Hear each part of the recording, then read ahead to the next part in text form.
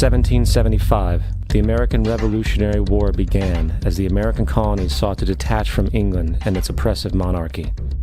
Though many reasons are cited for the revolution, one in particular sticks out as the prime cause: that King George III of England outlawed the interest-free, independent currency the colonies were producing and using for themselves, in turn forcing them to borrow money from the Central Bank of England at interest, immediately putting the colonies into debt.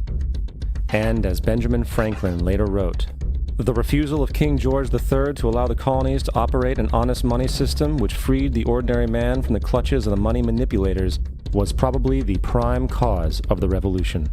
In 1783, America won its independence from England. However, its battle against the central bank concept and the corrupt, greed-filled men associated with it had just begun. So what is a central bank? A central bank is an institution that produces the currency of an entire nation. Based on historical precedent, two specific powers are inherent in central banking practice: the control of interest rates and the control of the money supply, or inflation. The central bank does not simply supply a government's economy with money, it loans it to them at interest. Then, through the use of increasing and decreasing the supply of money, the central bank regulates the value of the currency being issued. It is critical to understand that the entire structure of this system can only produce one thing in the long run: debt. It doesn't take a lot of ingenuity to figure this scam out. For every single dollar produced by the central bank is loaned at interest. That means every single dollar produced is actually the dollar plus a certain percent of debt based on that dollar.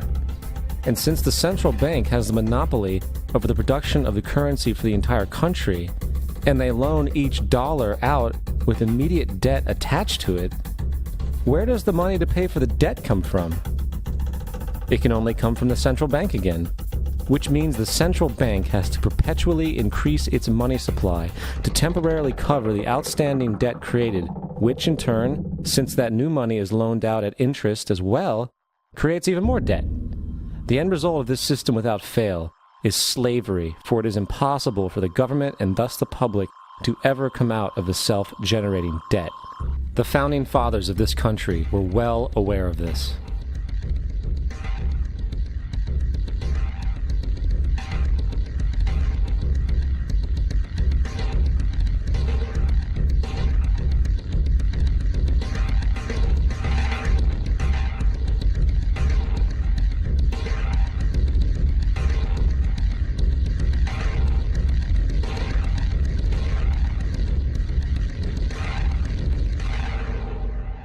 By the early 20th century, the U.S. had already implemented and removed a few central banking systems, which were swindled into place by ruthless banking interests.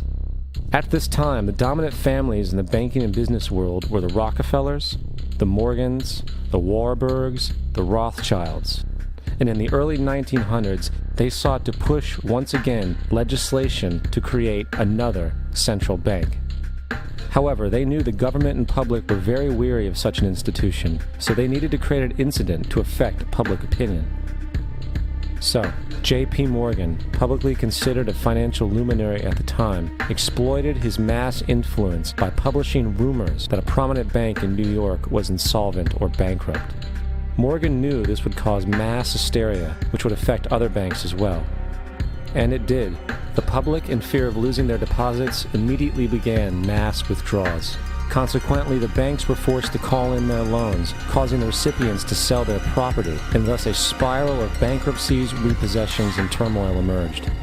Putting the pieces together a few years later, Frederick Allen of Life magazine wrote, "The Morgan interests took advantage to precipitate the panic, guiding it shrewdly as it progressed." Unaware of the fraud, the Panic of 1907 led to a congressional investigation headed by Senator Nelson Aldrich, who had intimate ties to the banking cartels and later became part of the Rockefeller family through marriage. The commission, led by Aldrich, recommended a central bank should be implemented so a panic like 1907 could never happen again. This was the spark the international bankers needed to initiate their plan. In 1910, a secret meeting was held at a J.P. Morgan estate on Jekyll Island off the coast of Georgia. It was there that the central banking bill called the Federal Reserve Act was written. This legislation was written by bankers, not lawmakers. This meeting was so secretive, so concealed from government and public knowledge that the 10 or so figures who attended disguised their names when en route to the island. After this bill was constructed, it was then handed over to their political frontman, Senator Nelson Aldrich, to push through Congress. And in 1913, with heavy political sponsorship by the bankers, Woodrow Wilson became president, having already agreed to sign the Federal Reserve Act in exchange for campaign support. And 2 days before Christmas, when most of Congress was at home with their families, the Federal Reserve Act was voted in, and Wilson in turn made it law. Later, Woodrow Wilson wrote, in regret,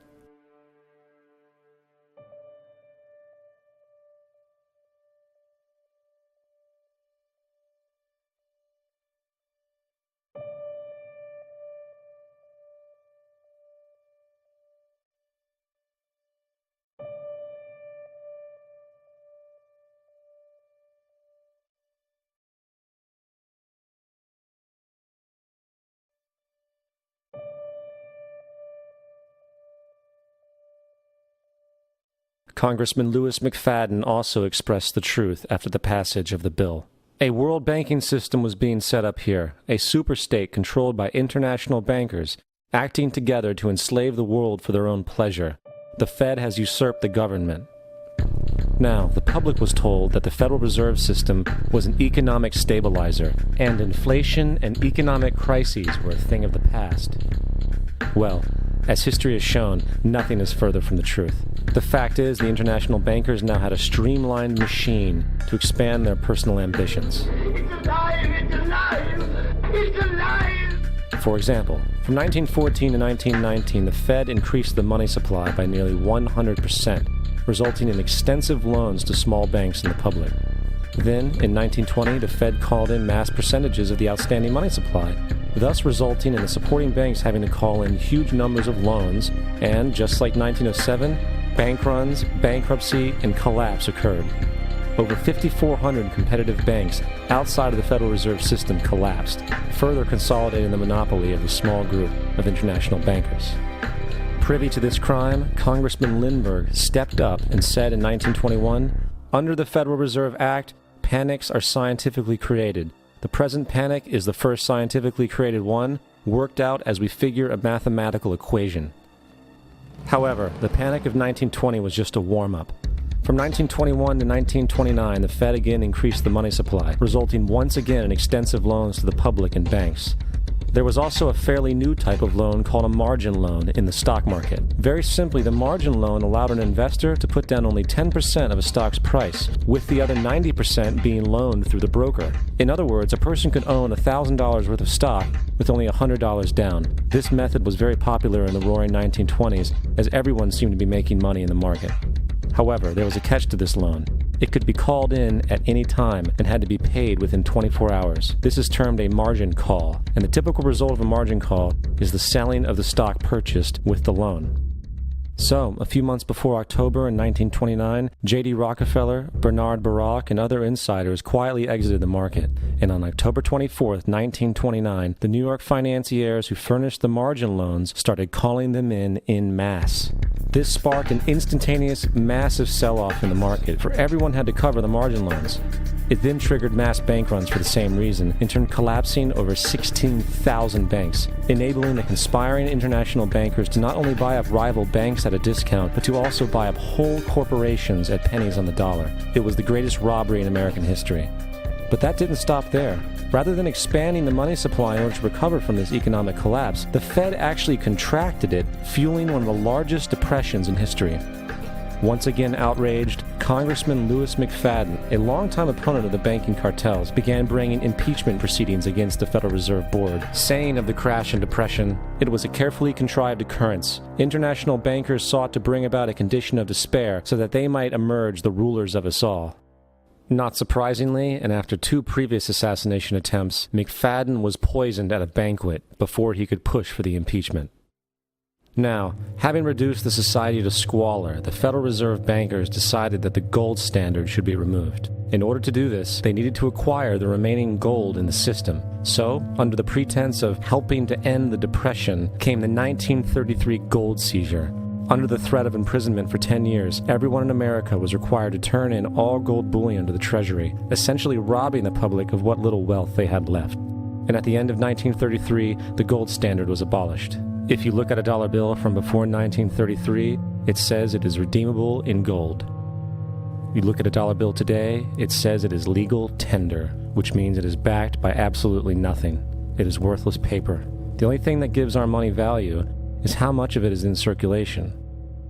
Therefore, the power to regulate the money supply is also the power to regulate its value, which is also the power to bring entire economies and societies to its knees.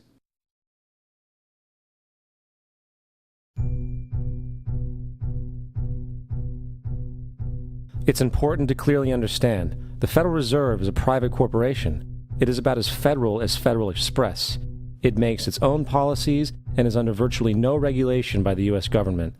It is a private bank that loans all the currency at interest to the government, completely consistent with the fraudulent central banking model that the country sought to escape from when it declared independence in the American Revolutionary War. Now, going back to 1913, the Federal Reserve Act was not the only unconstitutional bill pushed through Congress. They also pushed the federal income tax. It's worthwhile to point out that the American public's ignorance towards the federal income tax is a testament to how dumbed down and oblivious the American population really is. First of all, the federal income tax is completely unconstitutional, as it is a direct, unapportioned tax. All direct taxes have to be apportioned to be legal based on the Constitution. Secondly, the required number of states in order to ratify the amendment to allow the income tax was never met, and this has even been cited in modern court cases.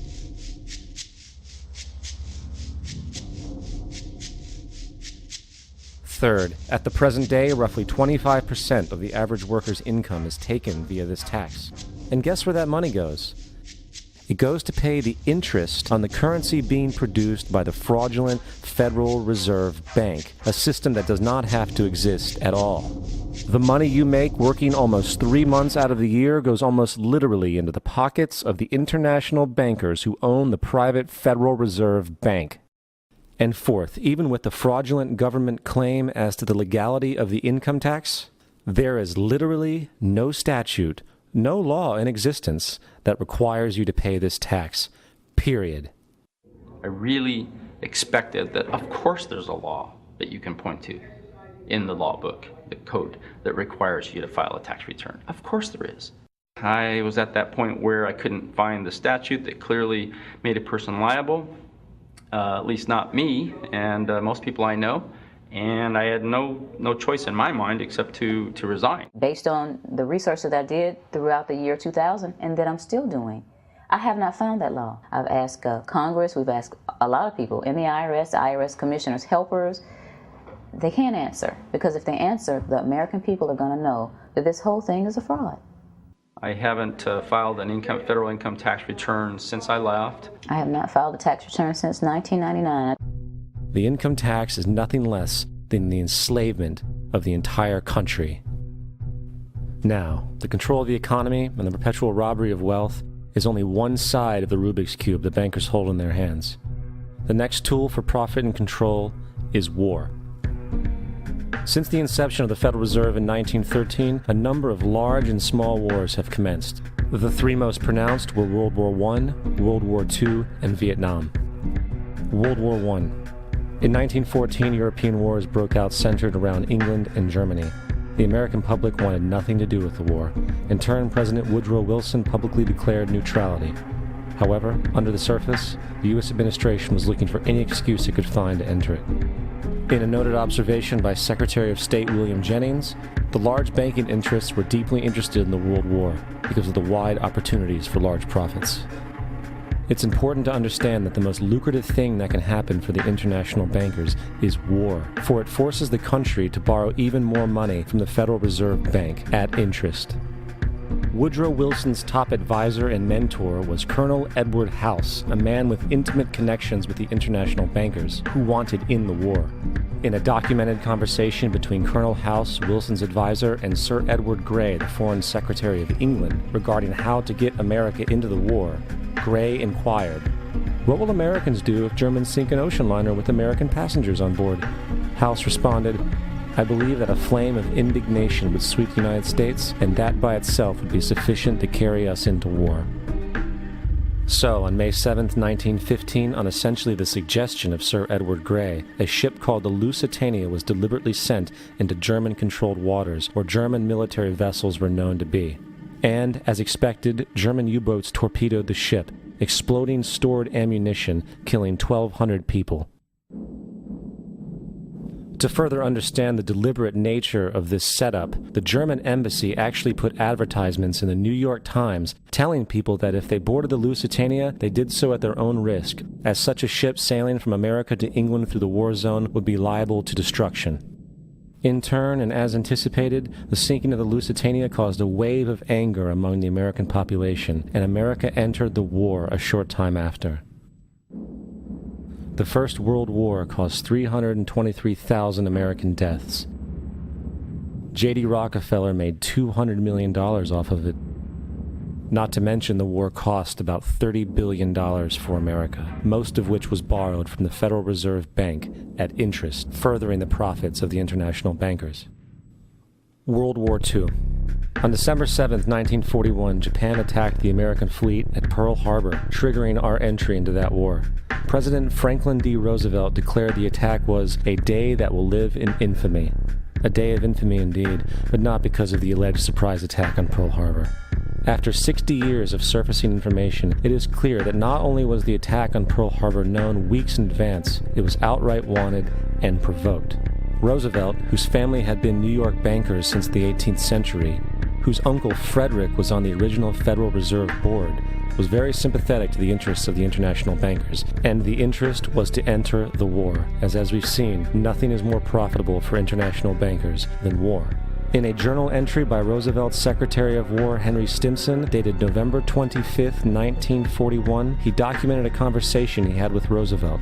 The question was, how should we maneuver them into firing the first shot? It was desirable to make sure the Japanese be the ones to do this, so that there should remain no doubt as to who were the aggressors. In the months leading up to the attack on Pearl Harbor, Roosevelt had done almost everything in his power to anger the Japanese, showing a posture of aggression. He halted all of Japan's imports of American petroleum. He froze all the Japanese assets in the United States. He made public loans to nationalist China and supplied military aid to the British, both enemies of Japan in the war, which, by the way, is completely in violation of international war rules. And on December 4th, 3 days before the attack, Australian intelligence told Roosevelt about a Japanese task force moving towards Pearl Harbor. Roosevelt ignored it. So, as hoped and allowed, on December 7, 1941, Japan attacked Pearl Harbor, killing 2,400 soldiers. Before Pearl Harbor, 83% of the American public wanted nothing to do with the war. After Pearl Harbor, 1 million men volunteered for the war. It is important to note, Nazi Germany's war effort was largely supported by two organizations, one of which was called IG Farben. IG Farben produced 84% of Germany's explosives, and even the Zyklon B used in the concentration camps to kill millions. One of the unspoken partners of IG Farben was J.D. Rockefeller's Standard Oil Company in America. In fact, the German Air Force could not operate without a special additive patented by Rockefeller's Standard Oil.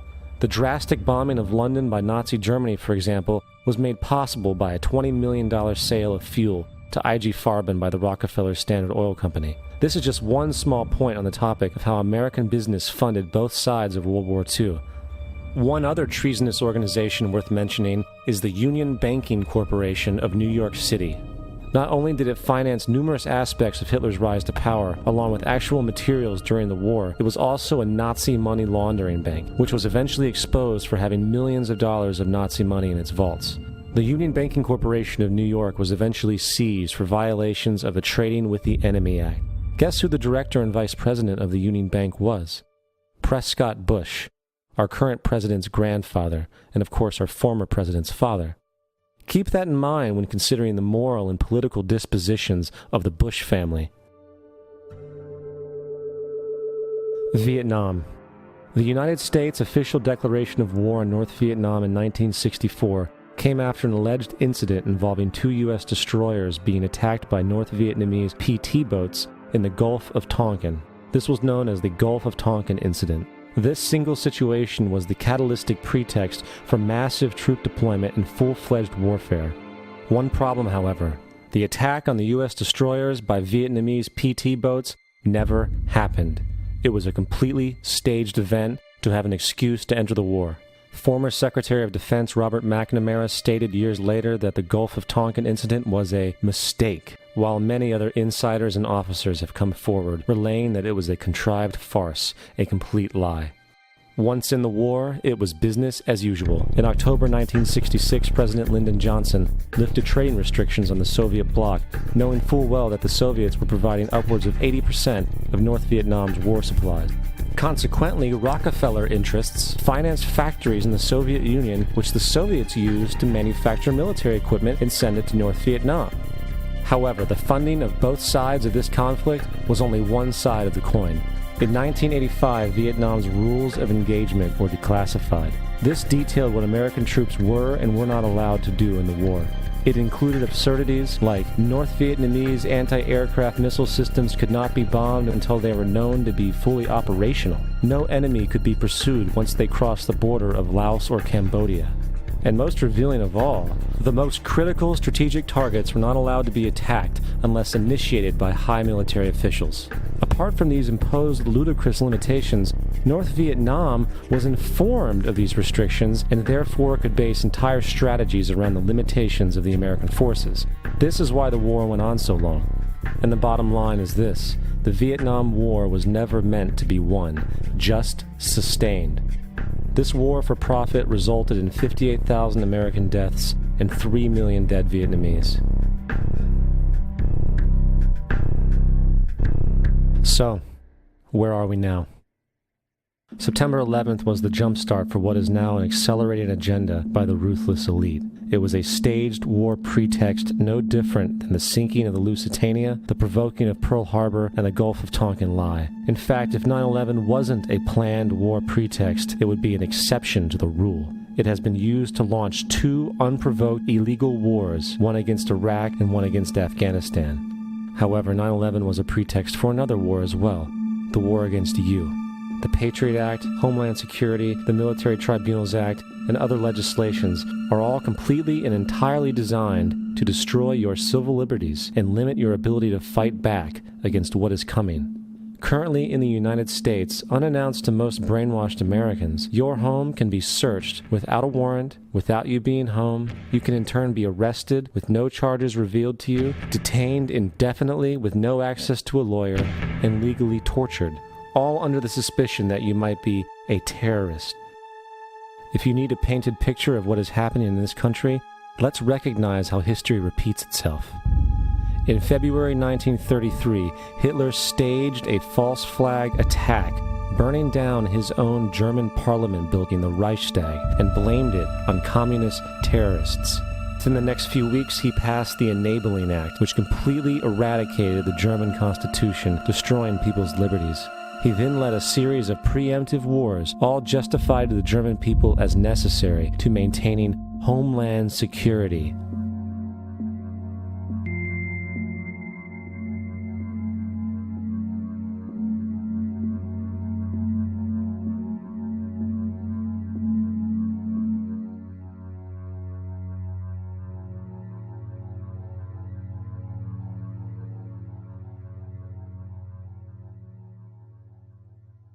Am Schicksal des Kommunismus und der sich mit ihm verbrüdernden anderen Organisationen ändert dies nichts. Our enemy is a radical network of terrorists and every government that supports them. It's time to wake up. The people in power go out of their way to make sure that you are perpetually misled and manipulated. The majority's perception of reality, especially in the political arena, is not their own. It is shrewdly imposed upon them without them even knowing it. For example, the public at large actually believes the invasion of Iraq is going badly, as sectarian violence doesn't seem to stop. What the public fails to see is that the destabilization of Iraq is exactly what the people behind the government want. This war is to be sustained so the region can be divided up, domination of the oil maintained, continual profits reaped for the defense contractors, and most importantly, permanent military bases established to be used as a launching pad against other oil-bearing, non-conforming countries such as Iran and Syria. For further implication that the civil war and destabilization is purely intentional, in 2005, 2 elite British SAS officers were arrested by Iraqi police after being caught driving around in their car shooting at civilians while dressed up as Arabs. After being arrested and taken to a jail in Basra, the British Army immediately requested the release of these men. When the Basra government refused, British tanks came in and physically broke out the men from the Basra prison. If you wish to destroy an area, how do you do it? Well, there are 2 ways. You can go in there and bomb it and so forth, but that is not very efficient. What you do is you try to get the people in that area to kill each other and to destroy their own territory, their own farms. And that's what's been done in that area. The way in which you destroy an opponent is get him to destroy himself by dividing his ranks against one another. Then you feed both sides. You have agents feeding both sides, inflaming both sides. And they kill each other off. And it's time that some of us woke up to this reality, to understand that people who try to maintain empires and create empires do it by manipulating the people they're trying to conquer. You might want to ask yourself why the entire culture is utterly saturated with mass media entertainment from all sides, while the educational system in America continues its stupefying downward slide since the U.S. government decided to take over and subsidize the public school system. What your government pays for, it gets. When we understand that, then we look at government-financed institutions of education and see the kind of students and the kind of education that's being turned out by these government-financed schools. Logic will tell you that if what is being turned out in those schools was not in accord with what the state and the federal government wanted, then it would change it. The bottom line is that the government is getting what they have ordered. They do not want your children to be educated. They do not want you to think too much. That is why our country and our world has become so proliferated with entertainments, mass media, television shows, amusement parks, drugs, alcohol, and every kind of entertainment to keep the human mind entertained, so that you don't get in the way of important people by doing too much thinking.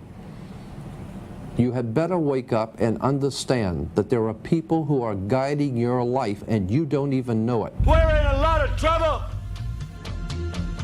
because you people and 62 million other Americans are listening to me right now, because less than 3% of you people read books, because less than 15% of you read newspapers, because the only truth you know is what you get over this tube. Right now, there is an entire generation that never knew anything that didn't come out of this tube. This tube is the gospel, the ultimate revelation. This tube can make or break presidents, popes, prime ministers. This tube is the most awesome goddamn force in the whole godless world. And woe is us if it ever falls into the hands of the wrong people. And when the largest company in the world controls the most awesome goddamn propaganda force in the whole godless world, who knows what shit will be peddled for truth on this network. So you listen to me. Listen to me. Television is not the truth. Television is a goddamn amusement park. Television is a circus, a carnival, a traveling troupe of acrobats, storytellers, dancers, singers, jugglers, sideshow freaks, lion tamers, and football players. We're in the boredom-killing business. But you people sit there day after day, night after night, all ages, colors, creeds. We're all you know. You're beginning to believe the illusions we're spinning here. You're beginning to think that the tube is reality and that your own lives are unreal. You do whatever the tube tells you. You dress like the tube. You eat like the tube. You raise your children like the tube. You even think like the tube. This is mass madness, you maniacs. In God's name, you people are the real thing. We are the illusion.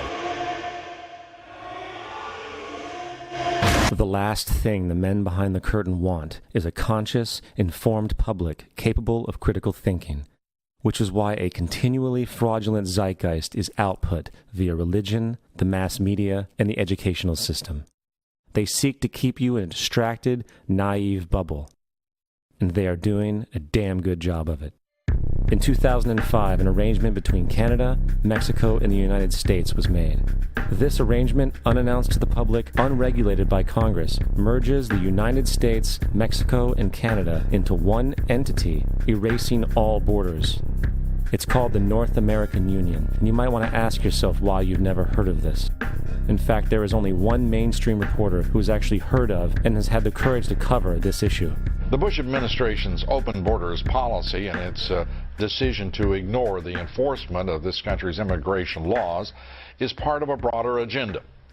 President Bush signed a formal agreement that will end the United States as we know it, and he took the step without approval from either the U.S. Congress or the people of the United States. It's a deal that few have even heard of. It's being done again by very few people at the very top on behalf of the investment class, but the working class of people, political officials across our country, from communities, from cities and so forth, they don't know anything about this. This isn't some trade agreement. It is a total removal of sovereignty from these countries, which will also result in a completely new currency called the Amero. Fall. Apart from that, I think one thing people who are dollar-based need to focus on is the Amero. That's the one thing that nobody's talking about, but I think it's going to have a big impact on everybody's life in Canada, the U.S., and Mexico. The Amero is the proposed new currency for the North American community, which is being developed right now between Canada, the U.S., and Mexico to make a borderless community, much like the EU, and the dollar, Canadian dollar, U.S. dollar, and the Mexican peso replaced by the Amero. By default of this agreement, the American Constitution will eventually be obsolete. You would think that a situation like this would be on the cover of every major newspaper. That is until you realize that the people who are behind this movement are the same people behind the mainstream media, and you are not told what you're not supposed to know.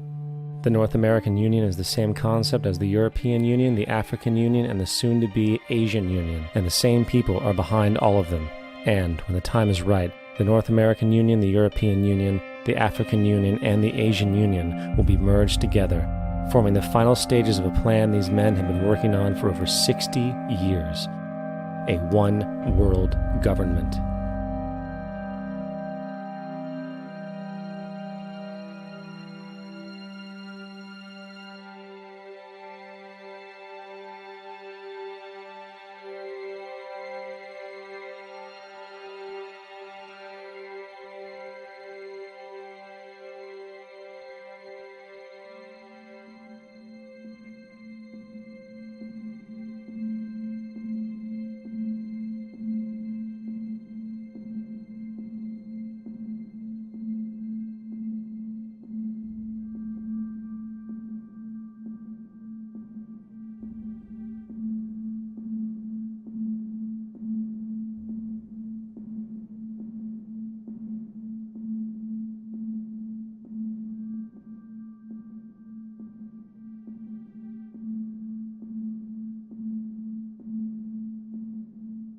One bank, one army, one center of power. And if we have learned anything from history, it is that power corrupts, and absolute power corrupts absolutely. This is Aaron Russo, a filmmaker and former politician. To his left is Nicholas Rockefeller of the infamous Rockefeller banking and business dynasty. After maintaining a close friendship with Nicholas Rockefeller, Aaron eventually ended the relationship, appalled by what he had learned about the Rockefellers and their ambitions. I got a call one day from an attorney woman I knew, and she said, would you like to meet one of the Rockefellers? I said, sure, I'd love to. And we became friends, and he began to divulge a lot of things to me. So he said to me one night, he said that there's going to be an event there, and out of that event, you're going to see we're going to go into Afghanistan, so we can run pipelines from the Caspian Sea. We're going to go into Iraq to take the oil and establish a base in the Middle East, and we're going to go into Venezuela and try and get rid of Chavez. And the first two they've accomplished. Chavez they didn't accomplish. And he said you're going to see guys going into caves looking for looking for people that they're never going to find. You know, he was laughing about the fact that you have this war on terror. There's no real enemy. He's talking about how by having this war on terror, you can never win it because it's an eternal war. And so you can always keep taking people's liberties away. And I said, how are you going to convince people that this war is real? He said, but the media can convince everybody it's real. I mean, you know, it's just that you keep talking about things. You keep saying it over and over and over again, and eventually people believe it. You know, you created the Federal Reserve in 1913 through lies. You create 9/11, which is another lie. Through 9/11, then you're fighting a war on terror, and now all of a sudden you go into Iraq, which was another lie, and now they're going to do Iran. You know, and it's all one thing leading to another, leading to another, leading to another. Now, I would say, what are you doing this for? What's the point of this thing? You have all the money in the world you ever want. You have all the power. I said, you know, you're hurting people. It's not a good thing. And he would say, what do you care about the people for? Take care of yourself and you take care of your family. And then I said to him, what are the ultimate goals here? He said, the ultimate goal is to get everybody in this world chipped with the RFID chip. And have all money be on those chips and everything on those chips. And if anybody wants to protest what we do or violate what we want, we just turn off that chip. That's right, microchipped. In 2005, Congress, under the pretense of immigration control and the so-called war on terrorism, passed the Real ID Act, under which it is projected by May 2008, you will be required to carry around a federal identification card, which includes on it a scannable barcode with your personal information. However, this barcode is only an intermediary step before the card is equipped with a Verichip RFID tracking module, which will use radio frequencies to track your every move on the planet. If this sounds foreign to you, please note that the RFID tracking chip is already in all new American passports. And the final step is the implanted chip, which many people have already been manipulated into accepting under different pretenses. We have a Florida family who are really pioneers in a brave new world. They have volunteered to be the first ever to have microchip identification devices implanted into their body. After 9/11, I was really concerned with the security of my family.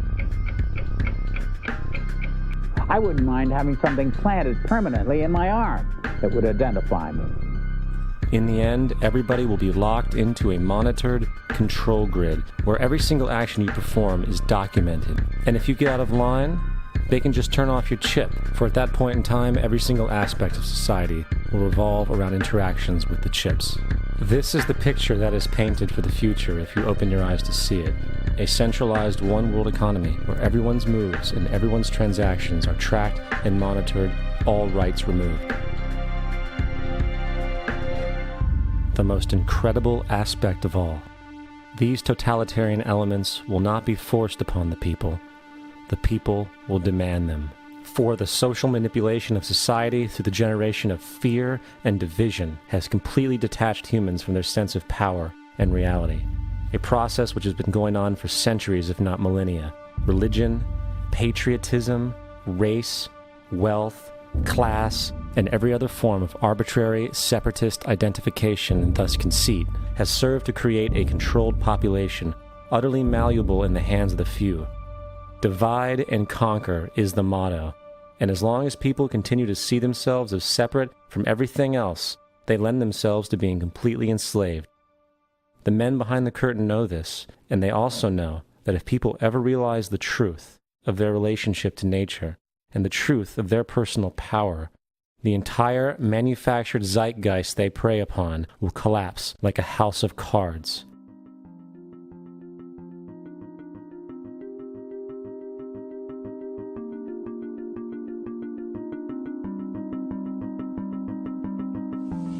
The whole system that we live in drills into us that we're powerless, that we're weak, that our society is evil, that it's crime-ridden, etc., and so forth.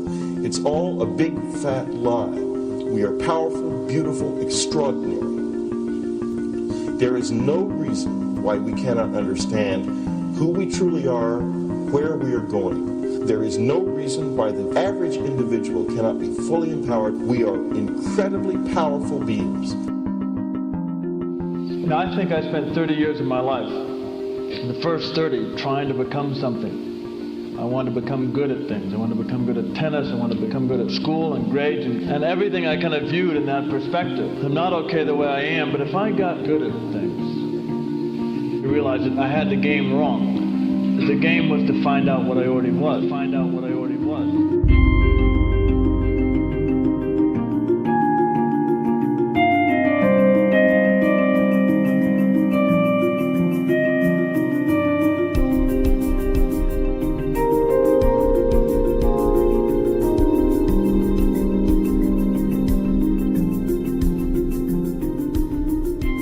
Now, in our culture, we've been trained for individual differences to stand out. So you look at each person, immediately it is brighter, dumber, older, younger, richer, poorer, and we make all these dimensional distinctions, put them in categories and treat them that way. And we get so that we only see others as separate from ourselves in the ways in which they're separate. And one of the dramatic characteristics of experience is being with another person and suddenly seeing the ways in which they are like you, not different from you, and experiencing the fact that which is essence in you and which is essence in me is indeed one. The understanding that there is no other. It is all one. And I wasn't born Richard Albert, I was just born as a human being, and then I learned this whole business of who I am and whether I'm good or bad or achieving or not. All that's learned along the way.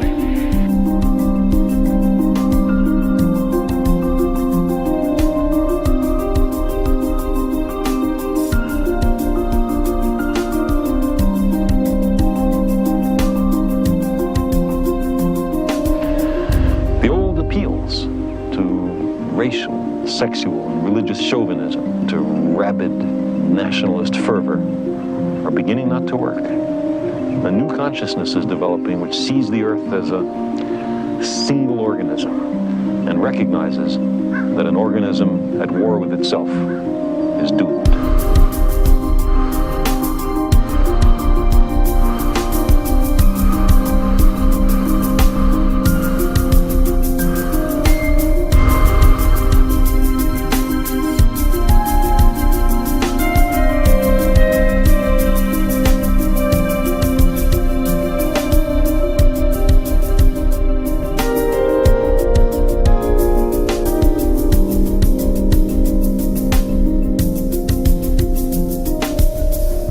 Bill Hicks used to finish his shows with this.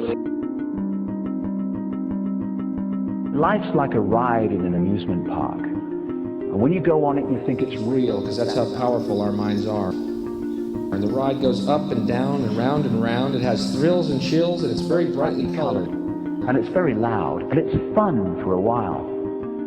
Some have been on the ride for a long time, and they begin to question, is this real, or is this just a ride? And other people have remembered, and they come back to us and they say, hey, don't worry. Don't be afraid ever, because this is just a ride.